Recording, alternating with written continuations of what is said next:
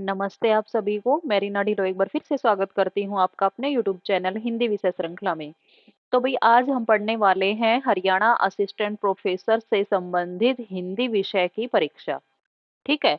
जो लिखित परीक्षा होगी, आपका डिस्क्रिप्टिव टेस्ट होगा हिंदी वाले बच्चों का, तो वो अपना उत्तर किस प्रकार से लिखेंगे हम इस वीडियो में जानेंगे। तो देख लेते हैं भाई, क्या करना है हमें। सबसे पहले आपके पास एकदम प्लेन पेज आपको मिलेगा, तो आप उस पर ही अभ्यास करें। मेरे पास अभी वो अवेलेबल नहीं था, तो मैंने लाइनिंग वाले पर किया है। आपको क्या करना है, स्केल से दोनों साइड लाइन ड्रॉ कर लेनी है।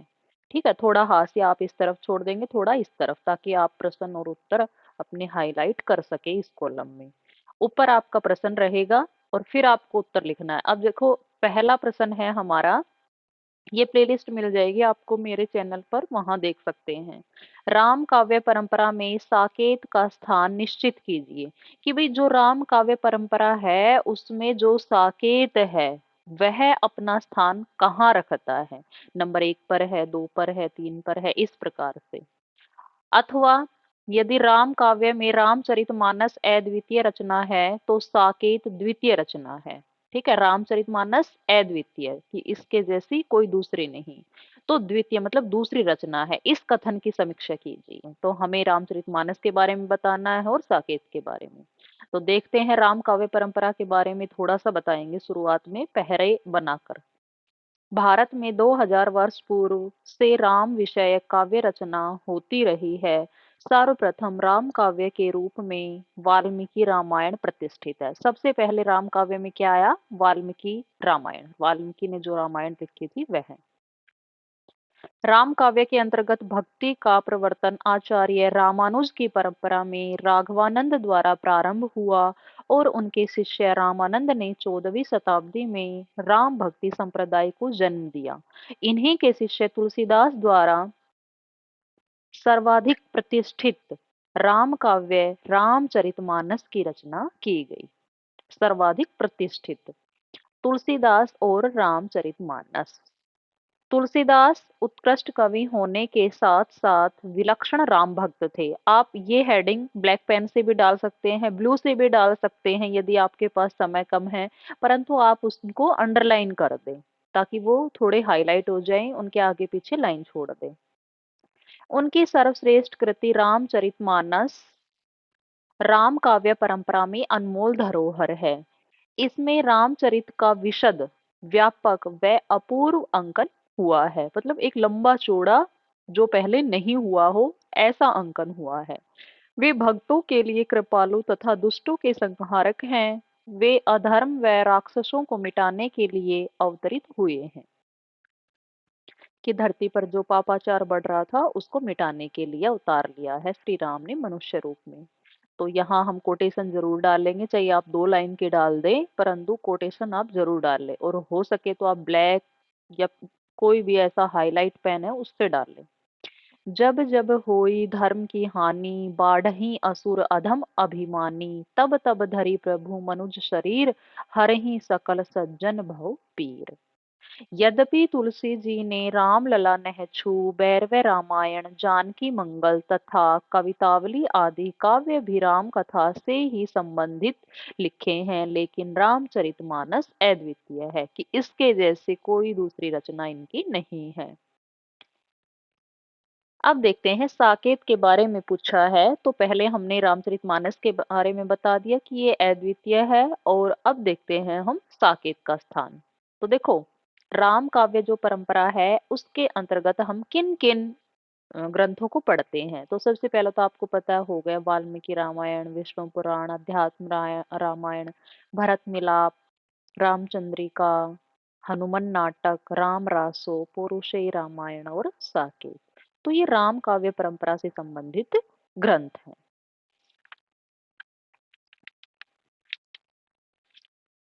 अब इसमें हम देखेंगे साकेत अपना स्थान कहाँ रखता है। आधुनिक काल में रचित राम काव्यों में गुप्त जी द्वारा प्रणीत साकेत सर्वोत्तम है। ठीक है, आधुनिक काल में राम काव्य से संबंधित जितनी भी रचनाएं रची गई उन सब में जो साकेत है वह सबसे ज्यादा सर्वश्रेष्ठ है, उत्तम है। वे उर्मिला विषयक प्राचीन कवियों की उदासीनता से व्यथित थे, मतलब दुखी थे कि उन्होंने उर्मिला के ऊपर अब तक कुछ नहीं लिखा था, जबकि वो कितना ज्यादा विरह में थी। परिणामतः उन्होंने उर्मिला के उपेक्षित चरित्र को उजागर करने हेतु साकेत की रचना की, परंतु राम भक्त होने के कारण वे इस काव्य को राम काव्य से भिन्न स्वरूप न दे पाए। साकेत के अंतर्गत राम के नर व नारायण दोनों रूपों के दर्शन हो जाते हैं। वे आर्यों को उनका आदर्श बताने हेतु तथा आर्य संस्कृति के उद्धार के लिए पृथ्वी पर आए हैं। अब देखो, यहीं इसी से संबंधित हमने कोटेशन डाल दी है।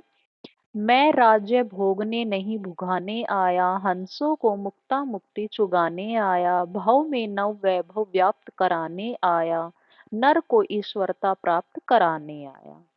संदेश यहाँ मैं नहीं स्वर्ग का लाया, इस भूतल को ही स्वर्ग बनाने आया।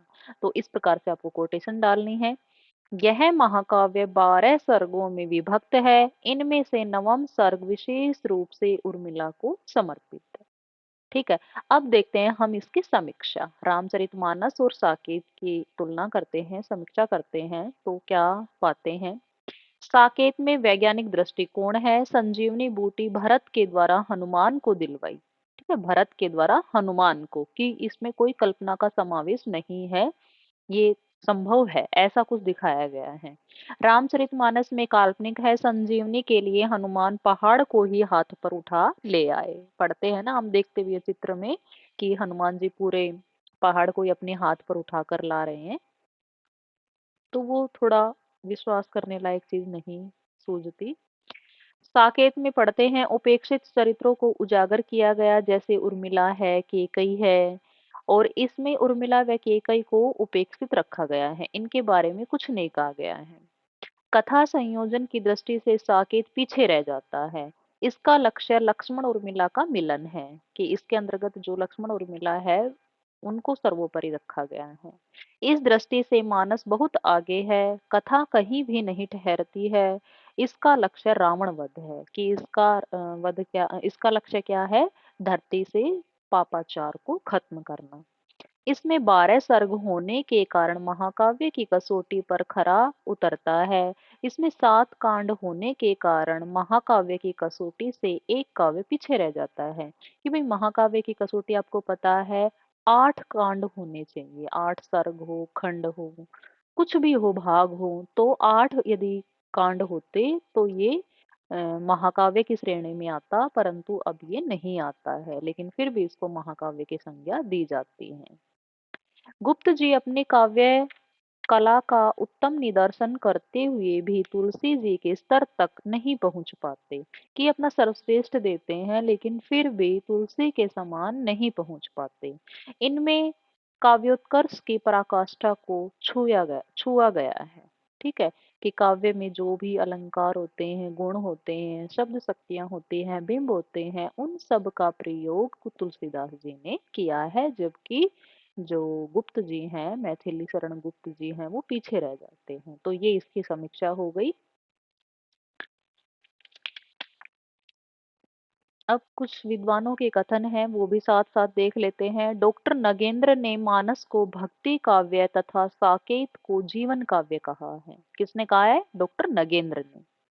डॉक्टर माता प्रसाद गुप्त के अनुसार मानस में मर्यादा व भक्ति दोनों है, परंतु साकेत में भक्ति की अपेक्षा सामाजिक संरचना की समता पर बल दिया गया है। समष्टि के लिए व्यष्टि का बलिदान किया गया है। समष्टि मतलब सभी के लिए अपने आप को, व्यष्टि मतलब व्यक्तिगतता को बलिदान कर दिया गया है। निज हेतु बरसता नहीं व्योम से पानी, हम हो समष्टि के लिए व्यष्टि बलिदानी। निष्कर्षतः यह कहा जा सकता है कि रामचरितमानस हिंदी राम काव्य परंपरा का सर्वोत्तम काव्य है, वह अद्वितीय है, जबकि साकेत द्वितीय रचना है। ठीक है, तो इसके साथ ही हमारा ये क्वेश्चन था ये समाप्त होता है। आशा करती हूँ जानकारी आपको अच्छी लगी होगी। और भाई अच्छी लगी है तो वीडियो को आप लाइक कर दीजिएगा और चैनल को भी सब्सक्राइब कर सकते हैं यदि आप एचपीएससी असिस्टेंट प्रोफेसर की तैयारी कर रहे हैं तो। ठीक है, धन्यवाद।